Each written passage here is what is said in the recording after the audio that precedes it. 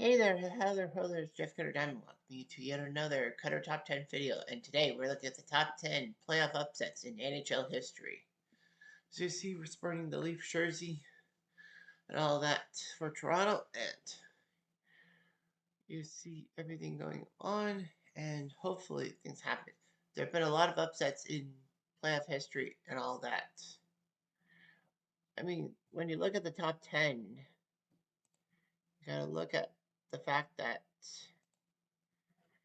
sometimes it's just not what it seems to be. So that's what we are going to be looking at today is the upsets.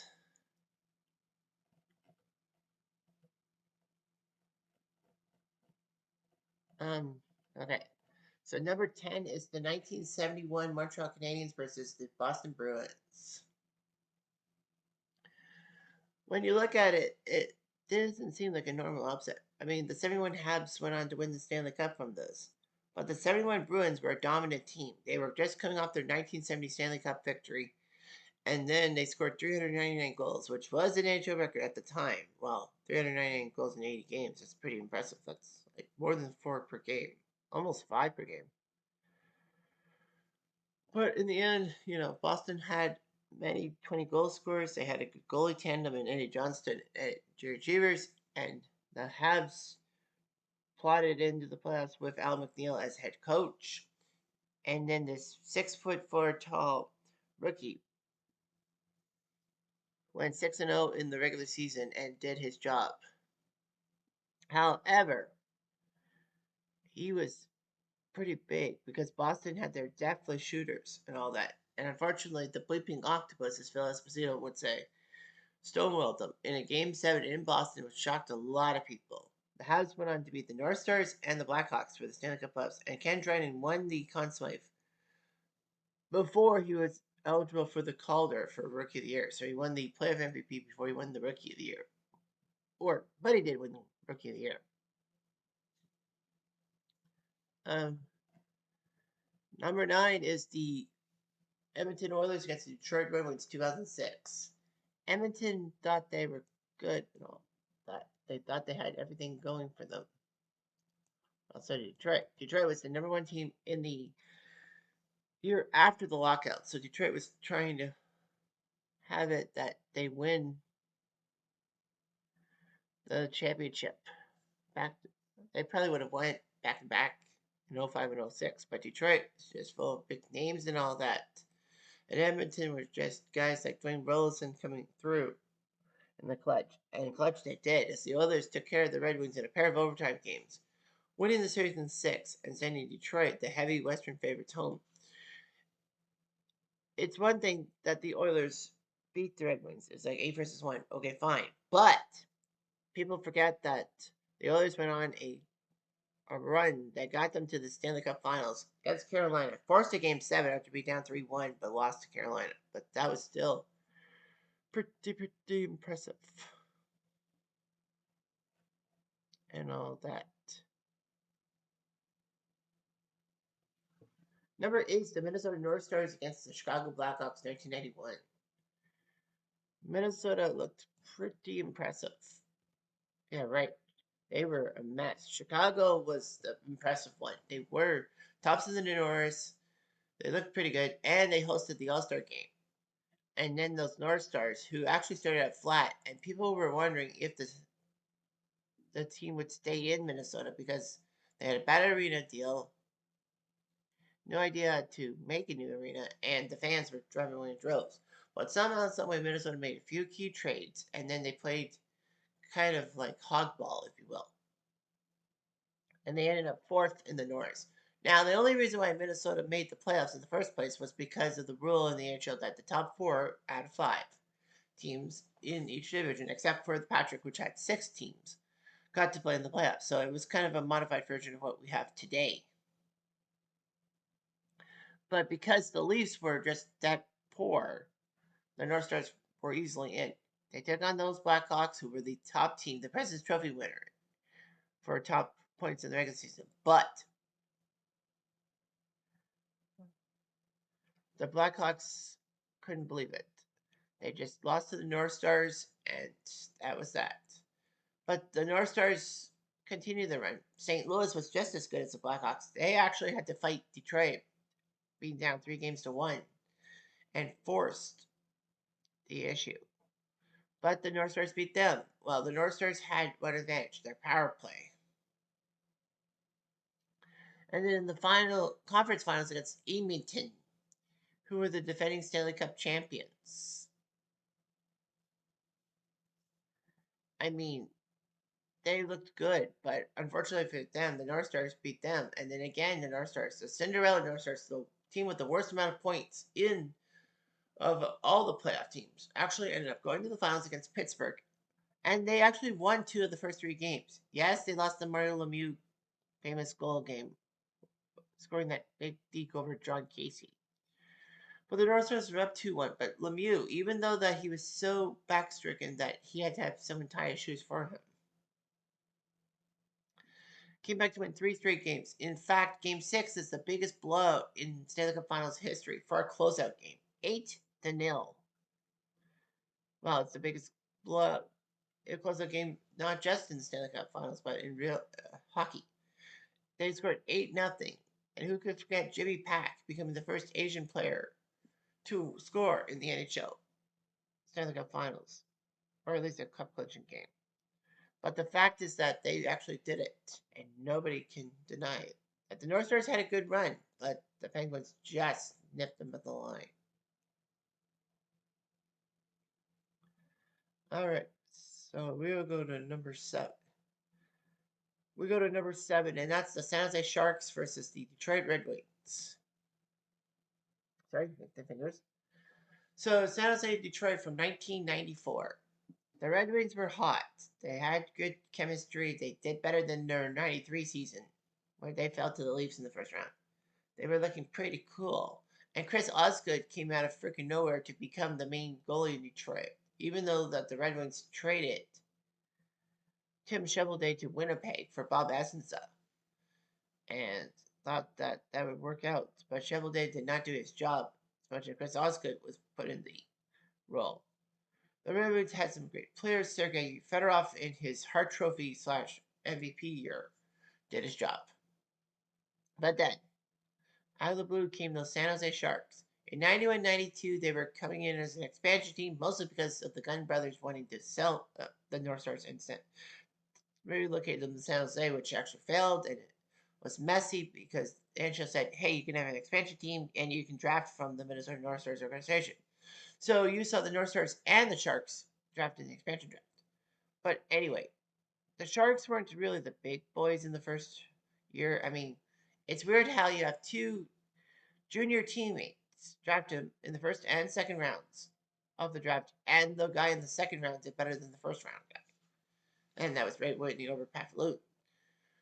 But then the Sharks were dismal in 1993, losing by tanking by Ottawa for the rights to be Alex Day. The Sharks decided to trade down their number 2 pick to Hartford to get the number 6 pick for Victor Kozlov, which actually worked out quite well. And it also worked for Hartford because they drafted Chris Pronger. Although I really want to see the Sharks draft Chris Pronger. So regardless of that, the Sharks shocked everyone by just finishing a few games above 500, getting into 8th place, and in the new 1-8 seeding thing per conference instead of the divisional stuff. Well, if you win your division, you're guaranteed a top 2 seed. But yeah, San Jose went to Detroit and forced a game 7, and then Chris Osgood made a massive mistake, giving the puck away with like 5 minutes left, and Jamie Baker managing to score the goal. The game-winning goal, and Detroit had failed to win the cup again. That was shocking. What's even more shocking is that day, April 30th, 1994, also saw the 2 seed fall. The Calgary Flames losing Game 7 in overtime to the 94 Canucks. The 94 Canucks won 3 straight games in overtime. The Sharks would take Toronto to the 7th game, which was a shocker. Fortunately, the Leafs won this time. Number 6 is the New York Islanders Pittsburgh Penguins, 1993. In 1993, the New York Islanders were a pretty awful team. Like, the glory days were just not there from the Long Island. and all that. They did have some great players like Pierre Turgeon and Glenn Healy. But anyway, the fact is that the Pittsburgh Penguins were coming off their two-time defending. They were two-time defending Stanley Cup champs. Unfortunately, Lemieux had to miss a few months because of non-Hodgkin's lymphoma, but he came back and still won the scoring title, crushing Pierre Turgeon. The Penguins easily won their first round series. The Islanders beat the Capitals in 6 games using 3 overtime goals by Ray Ferraro. Well, one of them was credited to someone else, DeBrian Mullen, but Ray Ferraro said he got that goal. Nevertheless, that was the series in which the Islanders lost Turgeon after Dale Hunter decided to blindside him just seconds after Turgeon scored the series-winning goal. Hunter would be punished, getting dumped for 21 games, or a quarter of the 1994 season. Just deserves. But the fact of the matter is that the Islanders would play Pittsburgh, and everyone thought that Pittsburgh would beat up on the Islanders without Pierre Turgeon. One problem, though, the Islanders decided to play defensively, and in an era in which obstruction was legal, Darius Kasparaitis used every trick in the book to neutralize Lemieux. It worked for 6 games. The Islanders were up 3-1 in Game 7, and then those pesky Penguins scored twice to tie the game, and then a mistake by, I think, Ulf Samuelsson, who wanted to come in on the rush. He fumbles, and then Pittsburgh gives up the 2-on-1, and David Folek, who has terrible skating and was a terrible defensive forward, managed to put the puck into the net. Islanders won the Stanley Cup. Pittsburgh's three-peat chances were blown up by the New York Islanders, of all places. But karma would bite the Islanders in the butt as the Canadiens, on their way to the 93 Stanley Cup Finals, beat the Isles in 5. Number 5 is the 2003 Anaheim Ducks against the Detroit Red Wings. The Anaheim Ducks were just putrid. Well, Korea looked pretty good, and then they went with this hotshot young goalie by the name of Jean-Sébastien Giguère in the nets. And his first game against the Detroit Red Wings as a playoff performer was one of legend. 63 saves in a triple overtime win for the Ducks. The Ducks didn't just beat up the defending Stanley Cup champions. They swept them. In a 4-game series, Steve Ruchin scored the winning goal early in Game 4 overtime, and the Red Wings, who looked to go back-to-back win the Cups, actually fell to the Ducks. It was like the Anaheim Ducks were going to win something. The Ducks didn't lie down and all that. They took on Dallas and they went to quintuple overtime, or 5 overtimes in Game 1. Peter Sikora did his job. But in the end, the Ducks beat the Stars, went to the conference finals against Minnesota, another massive Cinderella, who came back 3-1 down in 2 tournaments. So the Ducks took care of the Wild, went to a Game 7 in the finals, but lost to the Devils.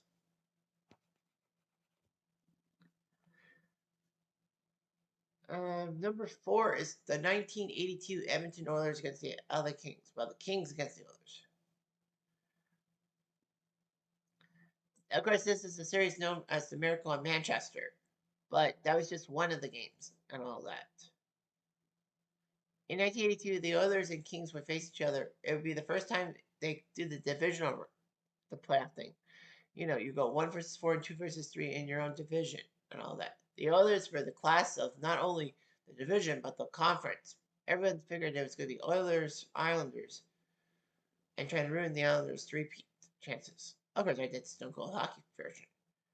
Oilers would take on the Kings, and somehow LA won Game 1. Edmonton won Game 2 for normalcy, and then we're up through 5-0 in Game 3, and it looked like a sure thing that the Oilers were going to crush the Kings' momentum. But weird goals and a 5-minute penalty by Gary Unger ruined it for the Oilers, and the Kings tied the game. However, Edmonton could still win in overtime, and they actually had a few chances. Mark Messier had the puck and then decided to backhand it, but unfortunately backhanded it a little too high over the net. And then Later, Darrell Evans scored off of a face-off, 6-5. The Kings won.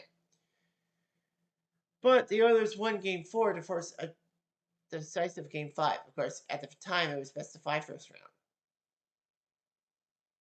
Oilers and Kings, and the Oilers on home turf, it was over.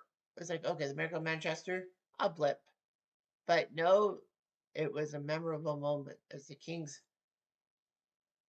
took care of the Oilers and went on to get beaten by the Canucks. And then the Canucks used that as their Cinderella run.